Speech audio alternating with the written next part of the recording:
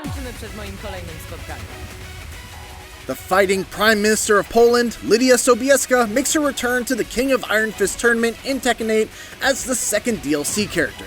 She's a complex character, even by Tekken standards. But fortunately, Bandai Namco's esports manager, Julio, gave me an hour-long demonstration of her best moves, what's special about her kit, and the unique threats that she poses. Here's a quick starter guide on Lidia Sobieska in Tekken 8.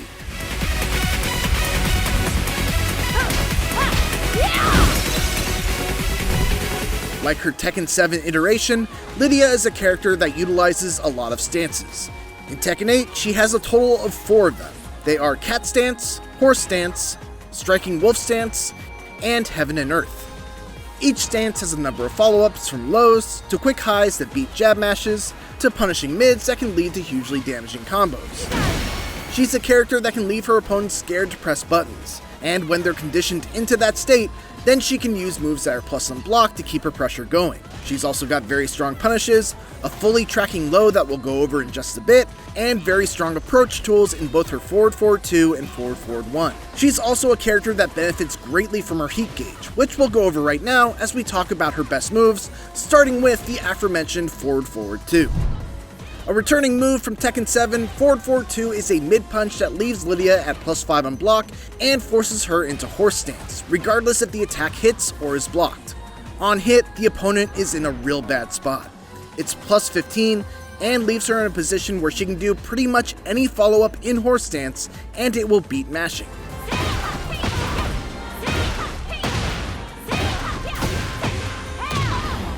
So the opponent must guess on blocking a mid heat engager that's only -10 on block, a low counter hit launcher, or take a gamble and mash to try to beat an axe kick that leaves Lidia at +8 on block and transitions into a whole new stance with another set of mix-ups. It gets better. If she lands this move in heat, she's at +17 and can get a guaranteed follow-up that ends with her going into Heaven and Earth stance, where she can threaten with several strong attacks, including a fast and unblockable, and gets a charge that powers up some of her moves for the rest of the match. The little brother to forward 2, forward 1 is a running high punch approach option that leaves Lidia at +6, but doesn't force her into a stance. The drawback, of course, is that it's a high and can be ducked, but since ducking against Lidia is so scary, see everything I said before about forward 2, this is a very useful option to mix into your approach and keep your turn. Her forward 1+2, 3, 1+2 string, called Political Storm, is back with a new twist. There's a clean hit property to it if you do a quarter circle forward 1+2 for the last hit that adds on a bit of extra damage. Aside from that, it's Lidia's 14-frame Punisher, a heat engager, has fantastic range, and while the final hit of the combo is launch punishable, she can stop after the second hit and only be -10. Alex warned though that it is no longer hit confirmable between the third and fourth hit like it was in Tekken 7. Back 1 is a safe mid heat engager with 18-frame startup, is +2 on block, will wall stun if close to the wall, and knock down if it hits while you're already in heat. Not much else to say about it other than, that seems pretty good. Down forward 2 is a 15-frame mid that goes into Cat Stance and is +11 on hit, which means that if it hits, once again, the opponent is in a bad spot where they'll have to guess, as pretty much all of her follow-ups will beat any sort of mashing. From Cat Stance, she's got a safe mid that leads to a combo on counter hit, a low, and a high follow-up. That said, if the initial move is blocked, the opponent can mash out of it. Next up is down back 4, which is a fairly average low poke. It's a bit slow at 22 frames of startup, but it does track sidestep left and is 0 on hit. What's nice about it is that you're standing afterwards, so you don't limit yourself to wall rising moves after landing it. Down 2 is another low that is faster at 18 frames, but it is -4 on hit. So if your opponent knows that, they can take their turn back if it hits. It does go under highs though, and if it counter hits, you get a free from crouching down forward 2 heat engager. From crouching down forward 3 is another low, though this one can knock down from close range and has a guaranteed follow-up with forward 3. The downside is that this one is launch punishable if blocked, so just be careful with it. Quarter circle forward 4 is a 17-frame tracking high that leaves Lidia at +1 on block, but if it hits, she's at +10, which means that she gets a guaranteed 1-2-2 jab string, which does respectable damage and leaves her at +8 in Cat Stance for a mix-up opportunity. Speaking of 1-2-2, it's worth noting that this build shows that it's -8 on block. that's not really true, since it forces Lidia into cat stance regardless of whether it's blocked or hits. And Lidia can't block in that stance, which means that it's actually launch punishable. So don't just go throwing this out, or you might pay for it. Now let's talk about down back 3. This move is sick. It's a 16 frame, fully tracking low sweep, which means that it cannot be sidestepped either left or right, and if it hits, it leaves you at +7 in horse stance. So it's a position very much like if you had just landed forward forward 2. She does trade against jab mash with some options, but even in those trades, you still have the advantage. As you would imagine, it's launch punishable, so it's a big risk throwing it out, but it's nonetheless a very important tool in her arsenal. Pressing 1 while in horse stance will get you a high homing power crush that transitions into the striking wolf stance. It's +1 on block, so it allows her to continue her pressure, and on counter hit, it's +16. And finally, striking wolf stance 1 is a chargeable mid that is +2 on block and charge, and +7 when fully charged. It's easily sidesteppable and interruptible, but if it hits or is blocked, Lidia is left in a very good position. Without a charge, she's still at +16 and gets a guaranteed follow-up, and if the full charge hits, she gets a damaging full combo. That's by no means an exhaustive look at Lidia's moveset, but these are the moves you'll definitely want to know both if you're starting out using her, or if you want to get a basic understanding of what she wants to do when you're fighting against her. Now let's take a look at her punishers. Lidia's got a punisher for everything from 10 to 15 frames and even beyond.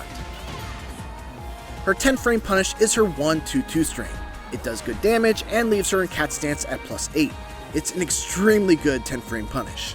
She's also got 1-4, which doesn't force you into stance if you'd rather not transition. For 11 frames, she's got 2-2 and 2-4. Once again, 2-2 transitions into cat stance, but if you'd rather not transition, you can use 2-4.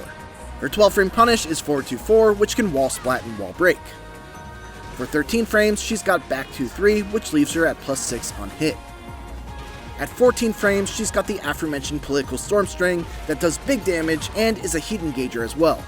For 15 frames, she's got a couple of different combo starting options.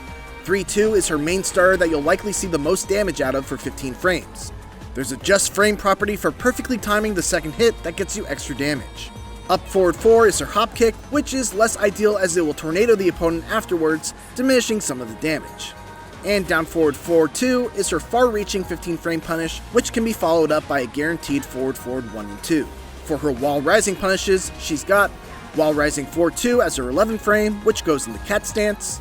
From crouch down forward 2 is her 12 frame, and as we covered before is a heat engager. For 13 frames, she's got wall rising 1-4, which can wall splat, and wall rising 1-2, which puts her into cat stance at +11.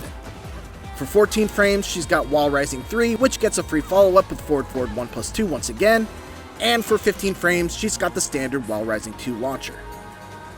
Now let's put this all together in some combos. Here are a handful using several different launchers that Alex showed me.